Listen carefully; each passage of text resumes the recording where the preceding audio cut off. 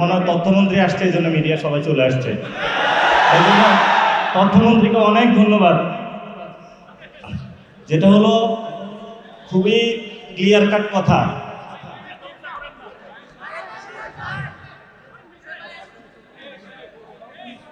আজকে শাপলা স্মৃতি সংসদ এবং এটার যারা নিজামে আছেন, আল্লামা মামুনুল হক, মাহফুজুল হক থেকে শুরু করে আসাতেজায়ে কেরাম, ওলামায়ে কেরাম, আজকে নাম দেওয়া হয়েছে শাপলা স্মৃতি সংসদ।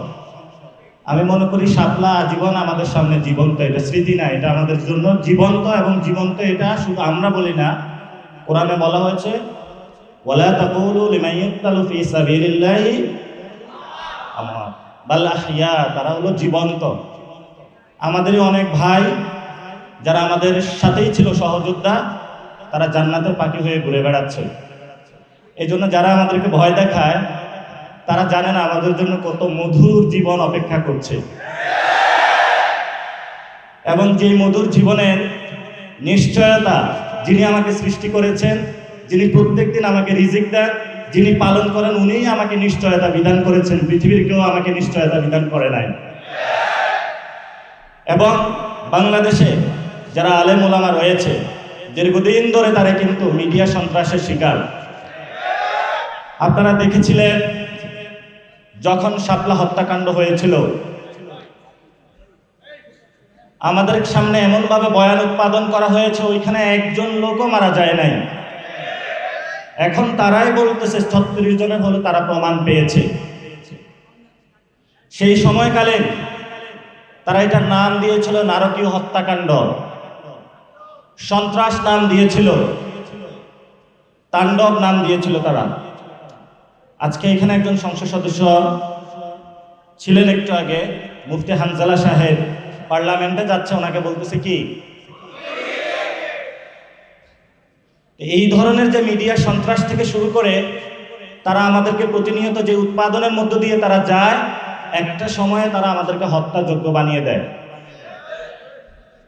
এই জন্য হলো আপনারা যারা আলেম ওলামা আছেন, শুধু আলেম ওলামা না, প্রত্যেকের জায়গা থেকে নতুন করে ভাবতে হবে, মিডিয়া জগতে নতুন করে ঘুরে দাঁড়াতে হবে।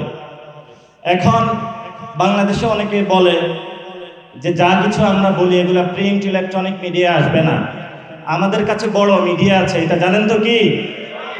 এটার কানে কোনো গোপন থাকে? এটা দিয়ে মোবাইল জার্নালিজম দিয়ে কিন্তু আমরা শেখ হাসিনাকে বাংলাদেশ থেকে বিদায় করেছিলাম। এবং যেই কোনো ঘটনা এখন ঘটে, এটা বিদ্যুৎ গতিতে সবার কাছে ছড়িয়ে যায়। এই জন্য যারা মিডিয়া ভাইরা রয়েছেন, আল্লাহর রাস্তায় আপনাদের কাছে অনুরোধ, আপনারা তো করেন না, আপনাদের যারা মালিক পক্ষ রয়েছে, যারা জীবন আকাম কুকাম সন্ত্রাসী চাঁদাবাজি দুর্নীতি করে টাকা ইনকাম করেছে, এখন তাদের শখ হয়েছে যে বাড়ির সামনে হলো একটা দারোয়ান রাখা, সেই জন্য তারা একটা মিডিয়া এজেন্সি খুলে দেয়।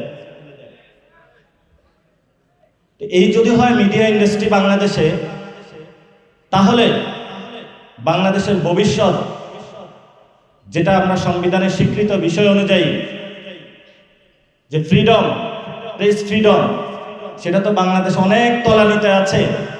তাহলে সেটা থেকে আমরা কিভাবে মুক্তি পাবো, এটা আমাদেরকে মন্ত্রী মহোদয় দিক নির্দেশনা দিবেন। আজকে যিনি এখানে এসেছেন, মিডিয়া মন্ত্রী, ইনফরমেশন মিনিস্টার, উনি অনেক ভালো লোক।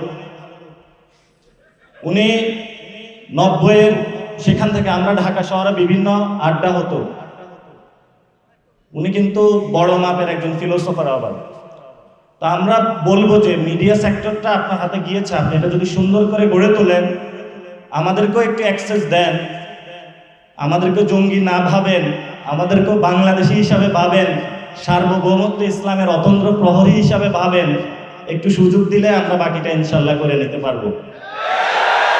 এজন্য আমরা মনে করি শাপলা নামে একটি চ্যানেল আসা উচিত, যে চ্যানেলের মধ্য দিয়ে আগামীতে যেই কেউ যারা শাপলা কাহিনী ঘটিয়েছিল সেটা আমরা তথ্য অনুসন্ধান করে শাপলাদের পর্দার আড়ালের কি ঘটনা ঘটেছিল সেটা আমরা ইনশাআল্লাহ উন্মোচন করব। শেষ কথা যেটা বলবো, হেফাজতে ইসলামের সেই শাপলা যারা এসেছিল, ম্যাসাকার চালানো হয়েছিল, দাবিগুলো কি আপনারা ভুলে গিয়েছিলেন? দাবিগুলো আমাদের এখনো বুকে আছে। কোথায় আছে? এই দাবিগুলো আমরা বাংলাদেশে যতদিন থাকব ততদিন আমরা ইনশাআল্লাহ ইসলাম এবং বাংলাদেশের সার্বভৌমত্বের জন্য অতন্দ্র প্রহরী হিসেবে কাজ করব ইনশাআল্লাহ।